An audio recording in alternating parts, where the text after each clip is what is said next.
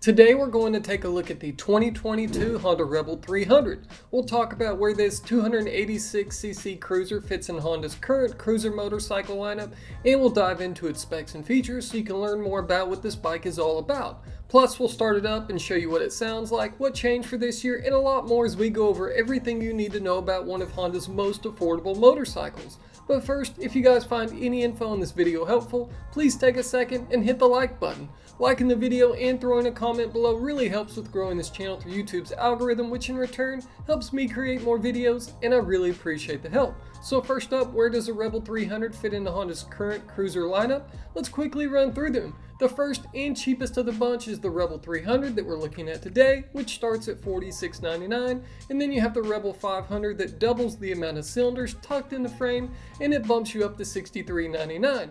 Followed up by the Shadow 750 lineup, where you have the Aero that comes in at $77.99, and then we have the Phantom with a change of direction and styling that comes in at $78.99. Then we move over to the only cruiser with an optional DCT automatic transmission with the Rebel 1100 starting at $93.99, and last but not least we have Old Faithful, the Honda Fury that comes in with the steepest price tag of the bunch at $11,449. And if you'd like to learn more about any of these models, check out some of my past videos. And now that we've got that out of the way, let's jump into some more info on the Rebel 300. Now, do you have any options when buying this bike? Surprisingly, you do. You can opt for the standard model that we're looking at today, which comes in at $46.99, or you have the ABS model, which bumps you up $300 to $49.99. Now, how about color options? Again, surprisingly you do, even with Honda having a track record of only offering one color, but this time around you've got two. Wow. You've got this pearl blue we're looking at today, or matte gray metallic to choose from. My favorite has to be the pearl blue, and if you're on the fence about it, you really need to see it in person to appreciate just how much it pops when the light hits it, and I tried to capture its true color on camera, but to say that was difficult is an understatement. But which is your favorite? Now let's get into the chassis and suspension. To support the Rebel's low slung look, its tubular steel frame holds the engine in 3 places and is designed to be as narrow as possible around the rider's inseam, right where the tank meets the seat, which in return makes it easier to get on and off the bike, while also making it easier to put your feet down if you're on the smaller side. And thanks to the Rebel 300's super low 27.2 inch seat height, it opens the door for a lot of people that are vertically challenged and just don't feel comfortable with the taller seat heights on most bikes out there. This frame design also helps keep costs down, as it's shared between the Rebel 300 and 500 models, and sharing so many parts between them aside from the engine is why they will feel so similar, not counting the 44-pound weight difference between them. And speaking of weight, you have a bolt-on aluminum subframe and rear fender mounts to try and keep it as light as possible for a cruiser that is. And when you pair up this bike's curb weight of only 364 pounds with that low seat height and this engine that we'll dive more into shortly, it comes together to create a package that is one of the easiest bikes to ride on the planet, next to Honda's little 125cc mini moto bikes. And when it comes to suspension, up front you have a 41mm conventional fork with a wide 9-inch spacing on the tubes for added rigidity, and when it comes to travel, you're looking at 4.8 inches, and sadly, no adjustability, but that's par for the course when looking at cruisers and really bikes in general at this price point. While out back, you've got a twin shock setup with 3.8 inches of travel, and you do have preload adjustability here, so you can dial it into your preference.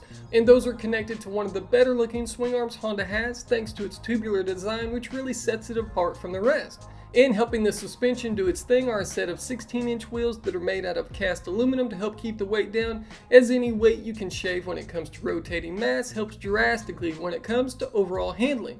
To help keep the bobber styling direction Honda was aiming for with the Rebel, you've got a wide 130/90 tire up front with a 150/80 in the rear, and helping you slow down those wheels are disc brakes front and rear with a single 2-piston caliper up front with a 296mm rotor, while out back you have a smaller 240mm rotor paired up with a single piston caliper.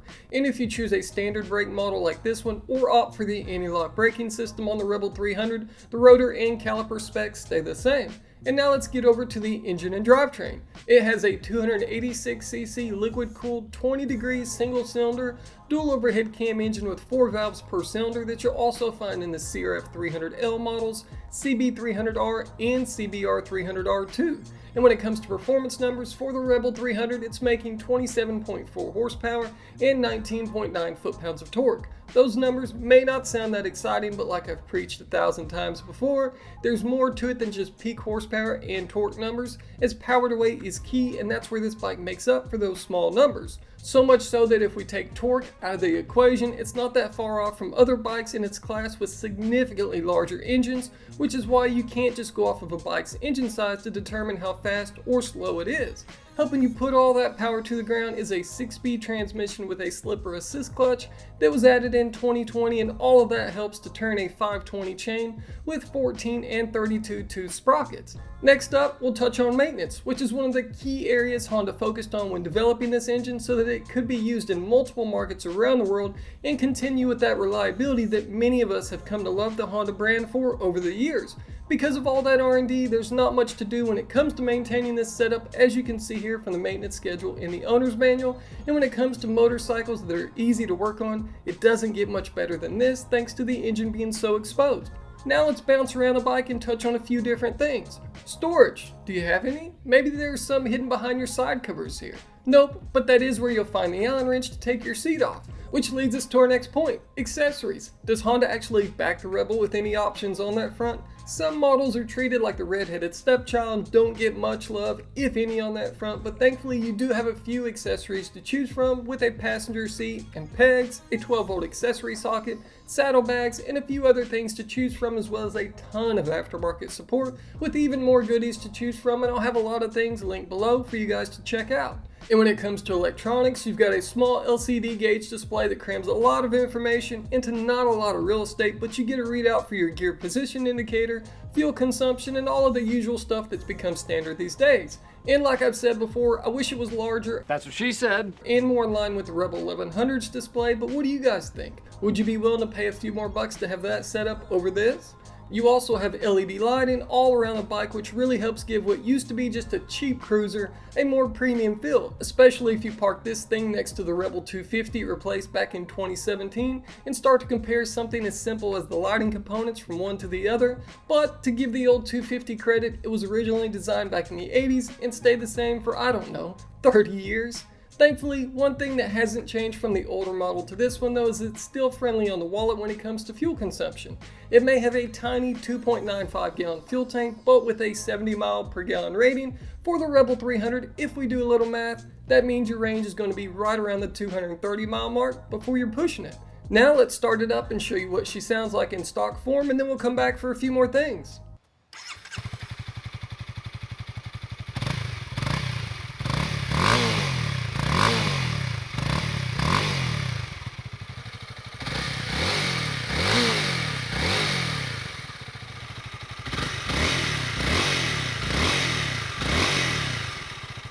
And that's the 2022 Honda Rebel 300. So what did Honda change for this year? The only change for this year comes in the way of pricing, with a $100 increase over last year. I knew we weren't going to get any big updates as they just threw some changes at it in 2020, but I was hoping to at least see a new color or two thrown in the mix, like what they did with the Rebel 500, but no go for this year. Which leads me to a couple questions for you guys. What do you think about the Rebel 300 platform as a whole?